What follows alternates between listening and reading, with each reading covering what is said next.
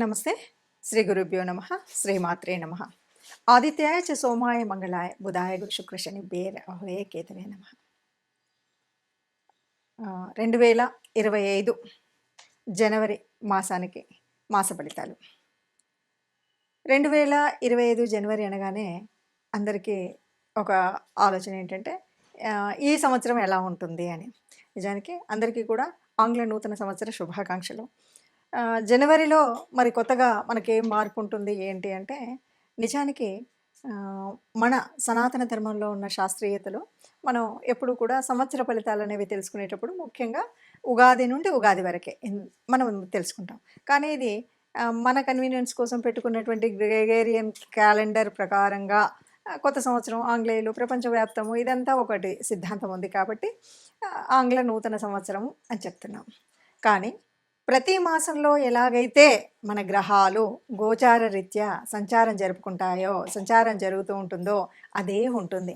ఇక్కడ కొత్తగా ప్రకృతిలో వచ్చేటువంటి మార్పు కానీ గ్రహాల యొక్క గమనంలో కానీ ఎప్పుడు వాటి స్థితిని బట్టి అంటే ఒక్కొక్క గ్రహానికి ఒక్కొక్క రాశి మారడానికి కొంత సమయం పడుతుంది. చంద్రుడికైతే 2.5 రోజులకి ఒకసారి, అలాగే మరి ఇంకా మిగతా వాటికి ఒక శనిగ్రహం చూస్తే మనకు తెలుసు 18 అంటే చాలా పెద్ద గ్రహాలకు ఒకలాగా, చిన్న గ్రహాలకు ఒకలాగా, నెల లోపల తిరిగే వాటికి 45 రోజుల్లో తిరిగేవి. రవి లాంటి వాడు కరెక్ట్గా నెల వచ్చేసరికి మారుతూ ఉంటాడు. ఇలాంటివి గ్రహాల యొక్క గమనం ఉంటుంది. మరి ఇలా ఉన్నప్పుడు జనవరి మాసంలో ఎలా ఉంటుంది, ఏ రాశి అంటే గోచార రీత్యా ఏ రాశిలో ఏ గ్రహాలు ఉన్నాయని కనుక మనం ముందు చూసినట్టయితే ఈ మాసంలో మనకు ముందు నుండి ఉన్నట్టుగానే రాహువు మనకి మీనరాశిలో ఉంటుంది, కేతువు కన్యారాశిలో. ఈ దాదాపుగా చాలా నెమ్మదిగా కదిలేటువంటి గ్రహాలు కాబట్టి ఇప్పుడప్పుడే మారే పరిస్థితి లేదు అన్నట్టుగా మనకు కొంతకాలం నుండి ఉన్నాయి. సరే, గురువు వృషభంలో ఉన్నాడు, సేమ్ వక్రించే ఉన్నాడు. తర్వాత కర్కాటక రాశిలో ఉన్నటువంటి కుజుడు మళ్ళీ వక్రగతిలో ఉన్నాడు. కాకపోతే ఈ నెల 21వ తారీఖు మళ్ళీ వెనక్కి వెళుతూ ఉన్నాడు, అంటే మిథున రాశిలోకి వెళుతూ ఉన్నాడు. తర్వాత ఇక బుధుడు దగ్గరికి వచ్చేసరికి వృచ్చికంలో ఉన్నాడు, 4వ తారీఖు మారి ఆయన ధనుసులోకి వెళ్తాడు. ఆ తర్వాత మళ్ళీ 25వ తారీఖు వచ్చేసరికి మకరంలోకి ప్రవేశిస్తాడు. ఇది మనకు బుధుడి యొక్క గ్రహస్థితి.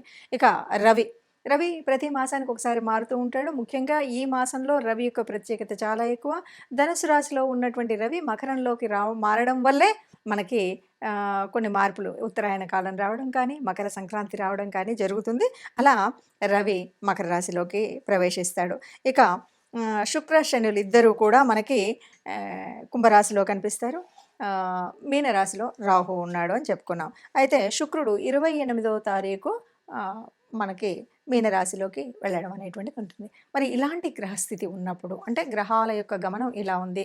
మరి ఇలా ఉన్నప్పుడు ఒక్కొక్క రాశి వారికి ఎలాంటి ఫలితం కనిపిస్తుంది? ఎందుకు అంటే మనకి కొన్ని యోగించే గ్రహాలు ఉంటాయి, కొన్ని యోగించని గ్రహాలు ఉంటాయి. గ్రహాల యొక్క స్థితి, యుతి, దృష్టి వీటన్నింటి మీద మన యొక్క గ్రహస్థితి ఉంటుంది. ఏ మాసానికైనా, ఏ పక్షానికైనా, వారానికైనా దినఫలాల వరకు చూసుకున్నప్పటికి కూడా ఏ రోజుకు ఆ రోజు మారుతూ ఉంటుంది, ఎప్పటికప్పుడు ఉంటుంది. అలా మారుతున్నప్పటికి కూడా మనం దినఫలాలు చూసుకునే వాళ్ళు ఉంటారు, వారఫలాలు ఇలా చూసుకుంటూ ఉంటాం. దీనికి కారణం ఏమిటి అంటే ఏదైనా సరే జరగబోయే పరిస్థితులలో వచ్చేటువంటి గ్రహాల మార్పు వల్ల మనకి ఏదైనా అనారోగ్యం, లేకపోతే ఆర్థిక ఇబ్బంది, లేక ఉద్యోగ చలనం ఇలాంటివి ఏవైనా ఉన్నప్పుడు దానికి తగు జాగ్రత్త తీసుకోవడం కోసం, లేదా కొన్నిసార్లు ఆ గ్రహాలని సంతృష్టిపరచడం కోసం మనం చేసేటువంటి గ్రహాల యొక్క పరిహారాలు ఇవి తెలుసుకుంటే గనక మనకు రాబోయే కష్టం నుండి కొంత తగ్గించుకోవడం, లాభం ఉంది అంటే దాని సద్వినియోగం ఎలా చేసుకోవాలి అనేటువంటి విషయాలు తెలుసుకోవడం కోసం మాత్రమే మనం ఎప్పుడూ కూడా ఈ గ్రహాల యొక్క ఫలితాలను అంటే మాస ఫలితాలు కానీ, వార ఫలితాలు కానీ, పక్ష ఫలితాలు కానీ, దిన ఫలితాలు కానీ తెలుసుకుంటూ ఉంటాం.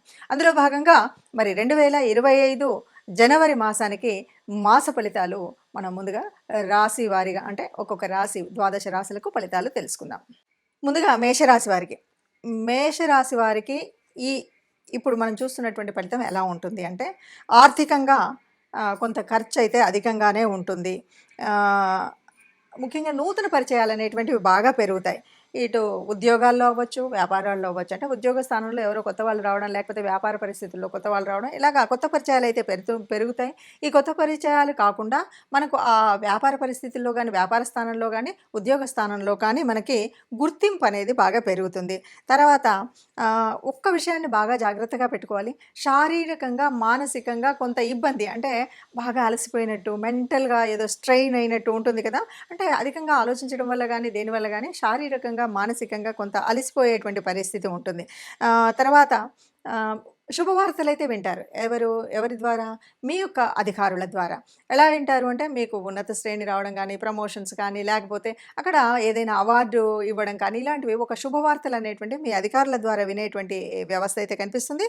ఆహ్, వ్యాపారస్తులు ఎవరైనా ఉంటే వారికి మంచి ప్రోత్సాహకరమైనటువంటి వాతావరణం కూడా ఉంటుంది. అలాగే ఆప్తులను పరామర్శించేటువంటి పరిస్థితి రావచ్చు. పరామర్శ అనేది ఎప్పుడు జరుగుతుంది? వాళ్ళ ఇంట్లో కష్టం వస్తే గానీ, నష్టం, ప్రాణ నష్టం గానీ, ఆస్తి నష్టం గానీ, ఇలా వచ్చినప్పుడే కదా మనం పరామర్శిస్తాం.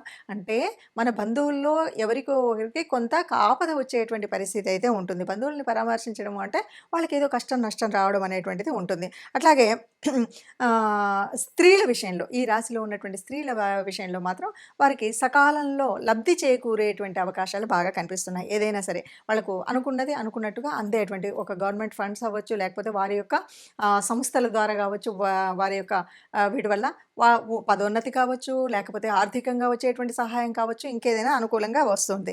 ఇక వాహన ప్రమాదం అయితే గోచరించేటువంటి పరిస్థితి ఉంది. కాబట్టి ఇక్కడ ఇంకొక విషయం, వాహన ప్రమాదము అనగానే వాహనాలు మనం జాగ్రత్తగా ఉన్నా నడపలేదు అంటే కాదు. చాలా వరకు వాహన ప్రమాదాలు ఏంటంటే ఇతరుల వాహనాల వల్ల పొందేటువంటి ప్రమాదాలు. అంటే మనం ఎవరిదైనా సరే వేరే వాళ్ళ బైక్ తీసుకొని వెళ్ళడం వల్లనో, వేరే వాళ్ళ కారు తీసుకొని వెళ్ళడం వల్లనో, వేరే వాళ్ళ కారులో మనం కూడా వెళ్ళడం వల్లనో జరిగేటువంటి ప్రమాదం ఉంటుంది. కాబట్టి ఈ విషయంలో తగు జాగ్రత్త తీసుకుంటే బావుంటుంది. అంటే ముఖ్యంగా ఇతరుల వాహనాల్లో మనం ప్రయాణం చేయకూడదు అన్నది ఒక సూత్రంగా పెట్టుకుంటే సరిపోతుంది. ఇక అలాగే చాలామంది మనము కొద్దిగా మనకు పెద్దరికం ఇచ్చేసరికి మధ్యవర్తిత్వానికి బాగా పూనుకుంటాం. ఈ నెల కాలంలో గానీ, అంటే మొదటి పక్షం అవ్వని, రెండో పక్షం ఎక్కడైనా సరే ఈ నెల కాలంలో మీరెక్కడా కూడా మధ్యవర్తిత్వం జోలికి వెళ్ళకండి. మధ్యలో ఉన్నామంటే ఇటువైపు నుండి, అటువైపు నుండి, 2 వైపుల నుండి మనకు చివాట్లు వచ్చేటువంటి పరిస్థితి ఉంటుంది. మధ్యవర్తిత్వం మాత్రం దూరంగా ఉండండి. అట్లాగే కొన్నిసార్లు ఖరీదైనటువంటి వస్తువుల్ని కొందామని చాలా ఉంటుంది. మనకు లేవు డబ్బులు. ఏదో ఎవరో ఈఎంఐ ఇస్తా అంటారు. ఇంకేదో పరిస్థితి ఉంటుంది. ఎవరో అప్పిస్తా అంటారు. వీటి వల్ల ఈ ఖరీదైన వస్తువులు కొనాలని మన దగ్గర లేనప్పుడు తపన పడేటువంటి వాటి వల్ల వచ్చే ప్రమాదం ఈ మాసంలో ఎక్కువగా ఉంటుంది. అంటే మనం కొన్న తర్వాత వాళ్ళు డబ్బులు ఇమ్మీడియేట్‌గా ఇవ్వమండో, ఈఎంఐ కట్టలేకపోవడమో ఏదో ఒక దౌర్భాగ్యపు స్థితి వస్తుంది కాబట్టి ఖరీదైన వస్తువుల జోలికి ఈ నెల వెళ్ళకండి. అలాగే ఖరీదైనటువంటి మనుషులతో కూడా కలిసి ఉండకండి. ఒక్కోసారి మనం ఎప్పుడు కూడా మన మానవ జాతికి ఉన్నటువంటి మంచి లక్షణమో, చెడు లక్షణమో తెలీదు గానీ మనం ఉన్నటువంటి స్థితి కంటే ఉన్నతమైనటువంటి స్థితిలో వాళ్ళతోటే స్నేహం చేయాలనే అభిలాష, కుతూహలం బాగా ఉంటుంది. దానివల్ల అందరం కూడా ఆ రిచ్ పర్సనాలిటీస్‌తో కలవాలన్నప్పుడు వాళ్ళకున్న అలవాట్లకు గానీ, వాళ్ళు పెట్టేటువంటి ఖర్చులు గానీ, ఇవన్నీ మనం పెట్టలేక ఇబ్బందులు పడి అనవసరపు ఆర్థిక వ్యవస్థలో చిక్కుకోవడం జరుగుతుంది. దయచేసి ఈ నెల మొత్తం కూడా ఏ పక్షమన్నా అవ్వనివ్వండి, ఈ నెల మొత్తం కూడా ఖరీదైన వస్తువుల జోలికి, ఖరీదైన మనుషుల జోలికి వెళ్ళకుండా ఉంటే సుఖంగా ఉంటారనే చెప్పొచ్చు. ఇప్పటివరకు మనం చూసినటువంటి అంటే గ్రహాల యొక్క గమనము, వాటి వల్ల మనకున్నటువంటి యోగించే గ్రహాలు, యోగించని గ్రహాల మూలంగా మనకొచ్చేటువంటి కష్టాలు, నష్టాలు. ఇప్పటివరకు కొన్ని రాసులకి అర్ధాష్టమ శనిలో ఉన్నారు. కొన్ని రాసులు ఏళ్నాటి శనిలో ఉండి చివరి దశలో ఉన్నారు. ఇలాంటి పరిస్థితుల్లో మనము ఆహ్, ఎలా ఏంటి అంటే గనక ఆలోచించినట్టయితే మరి గ్రహాల యొక్క అనుకూలత ఉండాలి. ఇష్టదేవత యొక్క అనుగ్రహము ఉండాలి. అందుకోసం మనం చేయవలసినటువంటిది ఏమిటి అంటే ముఖ్యంగా ఇక్కడ శని యొక్క వక్రగతి, దీని మూలంగా వచ్చేటువంటి ఫలితాలు ఇవన్నీ మనం చూస్తున్నాం కాబట్టి తప్పకుండా ఈ మాసంలో మాసం పక్షాల్లో అంటే ప్రతి పక్షంలో కూడా ఒకసారైనా కనీసం నవగ్రహ మండపానికి వెళ్ళడం అనేటువంటిది తప్పనిసరిగా చేయాల్సినటువంటిది.